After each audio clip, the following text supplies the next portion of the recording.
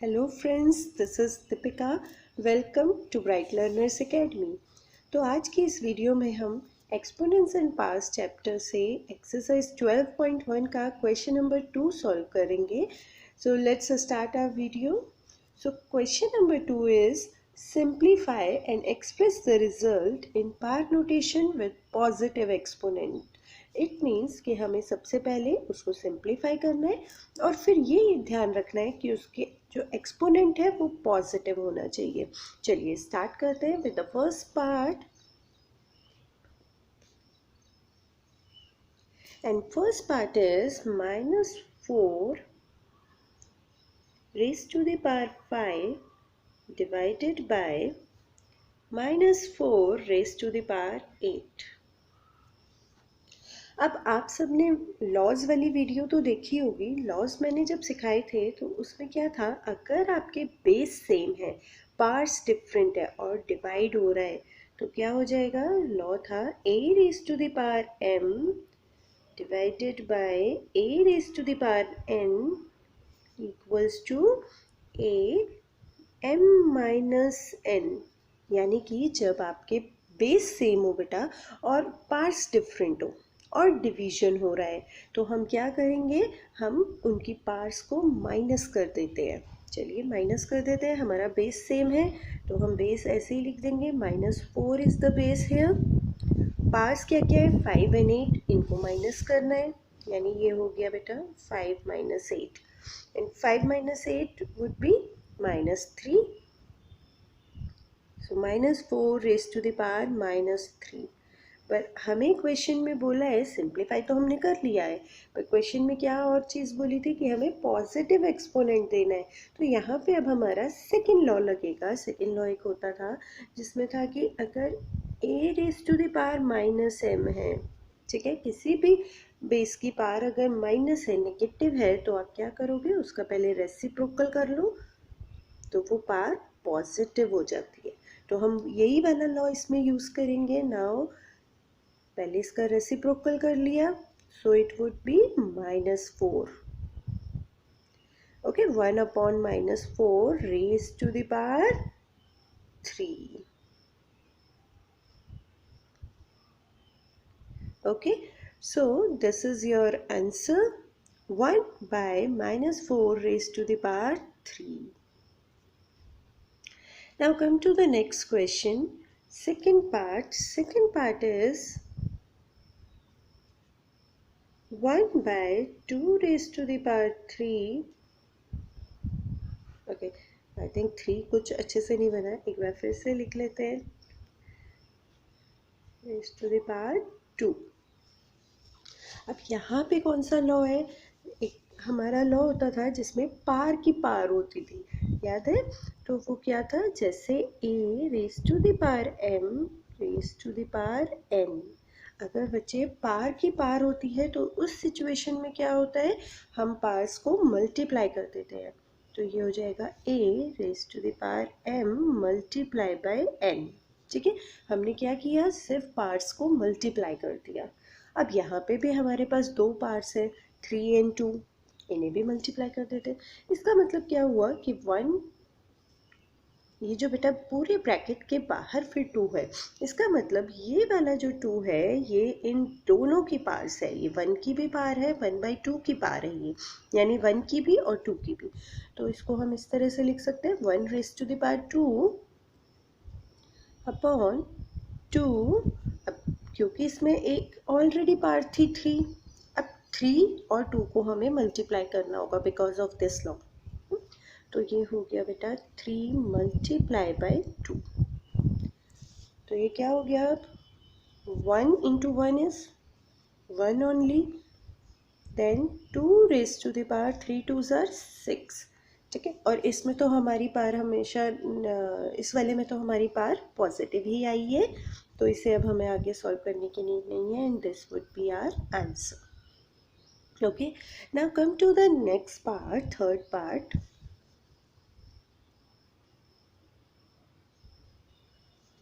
And third part is -3 raised to the power 4 multiplied by 5/3 raise to the power 4। अब देखो बेटा, इसमें power same है, base different है। अब हमारा कौन सा लॉ लगेगा? a raise to the power m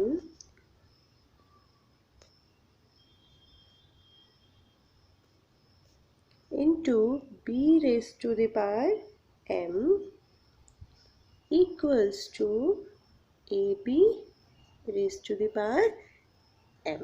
ठीक है, जब हमारी पावर सेम होती हैं, बेस डिफरेंट होता है, तो हम बेस को मल्टीप्लाई कर देते हैं और पावर सेम ही रहेगी, इक्वल है उनकी, तो हम उसे ब्रैकेट में कॉमन की तरह लिख देंगे।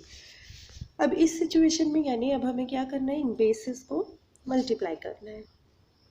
तो ये हो जाएगा बच्चे -3 multiply by 5/3 in a bracket, और पार हमारी क्योंकि कॉमन है 4 है, तो हम 4 यहाँ लिख देंगे।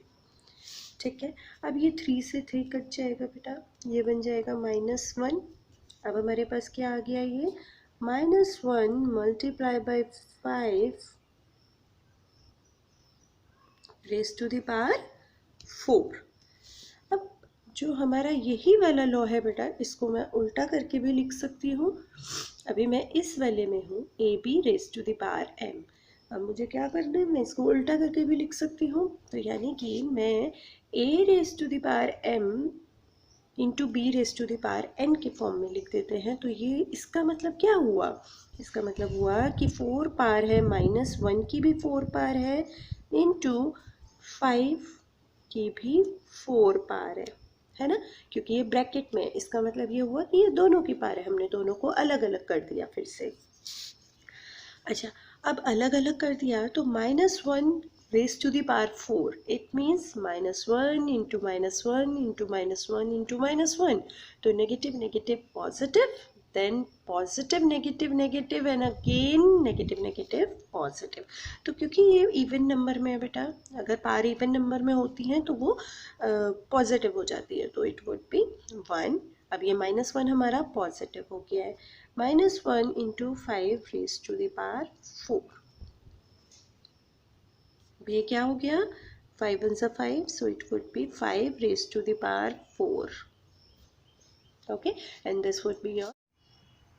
Now come to fourth part, and fourth part is 3 raised to the power -7 divided by 3 raised to the power -10 in bracket multiply by 3 raise to the power -5। अब बेटा अपना लॉज याद करते हैं, जिसमें कि बेस सेम होता था।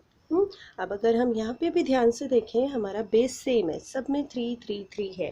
ठीक है, सबसे पहले हम ब्रैकेट सॉल्व कर लेते हैं। तो कौन सा लॉ हम लगाएं? a raise to the power m divided by a raise to the power n is equals to a raise to the power m minus n। यानी कि अगर बेस सेम है और डिवीजन हो रहा है तो पार्ट्स सब्ट्रैक्ट हो जाती है। चलिए वही कर देते हैं, हम पार्ट्स को सब्ट्रैक्ट कर देते हैं।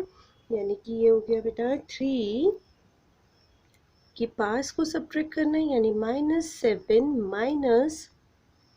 माइनस 10, और हमारा 3 रेज टू द पावर -5 अभी ऐसे ही लिख देंगे। इसको हम बाद में सॉल्व करेंगे क्योंकि पहले हम ब्रैकेट सॉल्व कर रहे हैं।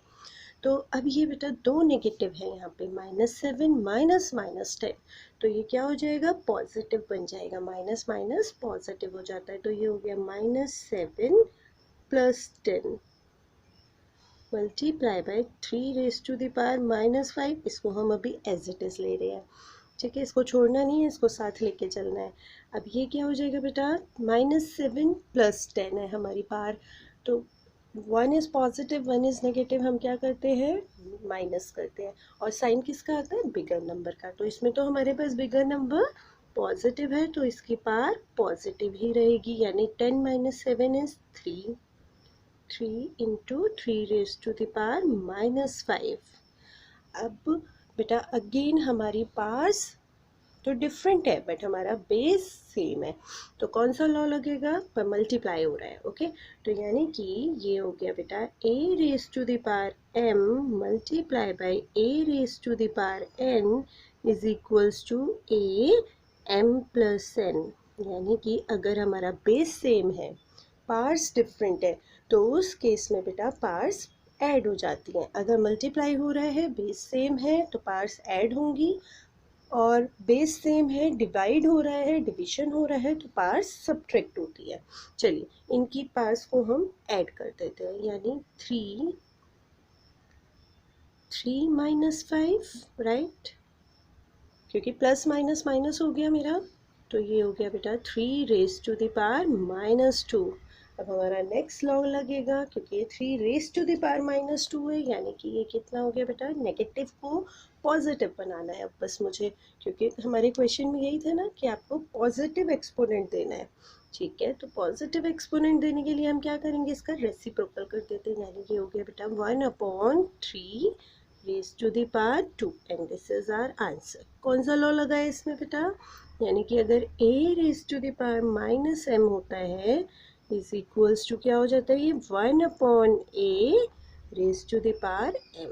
ठीक है, बस आपको उसका रेसिप्रोकल करना है, पावर पॉजिटिव हो जाएगी। तो हमने यही किया, 3 raised to the power -2 था, ये हो गया बेटा 1/3, और पावर हमारी -2 थी, वो पॉजिटिव हो गई। चलिए now next part, fifth part and the last part of this question, that is 2 raised to the power -3 multiply by -7 raised to the power -3। अब अगर आप इसमें बेटा ध्यान से देखेंगे तो इसमें पार्ट्स हमारी सेम है, बट हमारा बेस डिफरेंट है, और मल्टीप्लाई हो रहा है, तो इसको हम कौन सा लॉ लगाएंगे, यानी कि ये हो गया बेटा a raised to the power m multiply bye b raised to the power m।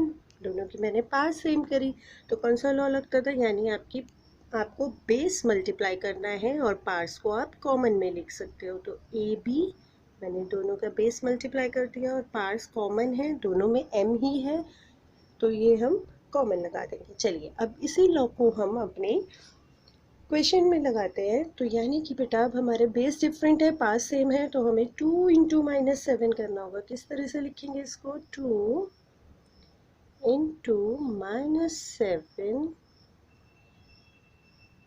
Bracket close की पावर -3। ठीक है, अपने पावर वही लगा दी, क्योंकि दोनों में -3 है तो कॉमन है। अब इसको मल्टीप्लाई कर लेते हैं, 7 2 ज़ार 14, क्योंकि ये -7 था तो नेगेटिव यहाँ भी आएगा साइन, की पावर -3। अब अपना वही हमारा आंसर तो वैसे निकल चुका है, बट क्योंकि क्वेश्चन में क्या पूछा था, पॉजिटिव एक्सपोनेंट, तो इसको पॉजिटिव कर लेते हैं। कौन सा लॉ लगाएंगे, a raised to the power अगर -m है, इसका रेसिप्रोकल हो जाएगा बेटा, it would B 1/a raised to the power m। तो सेम लॉ इसमें लगाते हैं, ये -14 raised to the power -3 आया था। ठीक है, तो ये हो जाएगा बेटा 1/-14, हमने इसका रेसिप्रोकल कर दिया, बस पावर हमारी अब पॉजिटिव हो गई, ये -3 था तो ये बन गया 3। ठीक है, and this is your answer. Okay, now in next video we will discuss the next question, यानी कि question number 3। so stay tuned with us and don't forget to like, share and subscribe my channel. Till then, bye bye friends.